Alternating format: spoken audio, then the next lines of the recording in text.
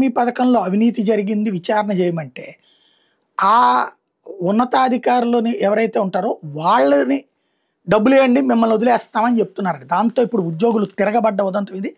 రాష్ట్ర ఉపాధి హామీ పథకం అమల్లో అవినీతి పెరిగిపోయింది అంటూ ఇటీవల సోషల్ ఆడిట్ పేరుతో కింది స్థాయిలో పథకం అమలు చేసే సిబ్బంది నుంచి లక్షల రూపాయలు వసూలు చేస్తున్నారన్న ఆరోపణలు వచ్చినాయట.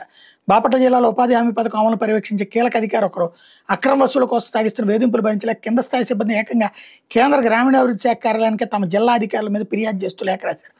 ఆ లేఖను రాష్ట్ర పంచాయతీరాజ్ గ్రామీణాభివృద్ధి శాఖ ముఖ్య కార్యదర్శి కమిషనర్లతో పాటు ఏసీబీకి కూడా పంపినట్టు బాపట్ల జిల్లా ఉపాధి హామీ పథకం సిబ్బంది మీడియాకు చెప్పుకొచ్చారు. గత 2-3 నెలలుగా జిల్లాలో ఉపాధి హామీ పథకం పనుల్లో అవినీతికి సంబంధించి పత్రికల్లో ప్రచురితమైన 20 వార్తల క్లిప్పులను రోజు జడ్జ్ చేశారు. బాపట్ల జిల్లా ఉపాధి హామీ పథకం ఎంప్లాయీస్ పేరుతో కేంద్ర గ్రామీణాభివృద్ధి శాఖ పంపిన లేఖలో బాపట్ల జిల్లా డ్వామా పీడీని ప్రత్యేకంగా ప్రస్తావిస్తూ అధికారి జిల్లాలో పనిచేసే 2-3 సిబ్బందిని అనుచరులుగా చేసుకున్నారు. వాళ్ళ ద్వారా వసూళ్లకు పాల్పడుతున్నారు.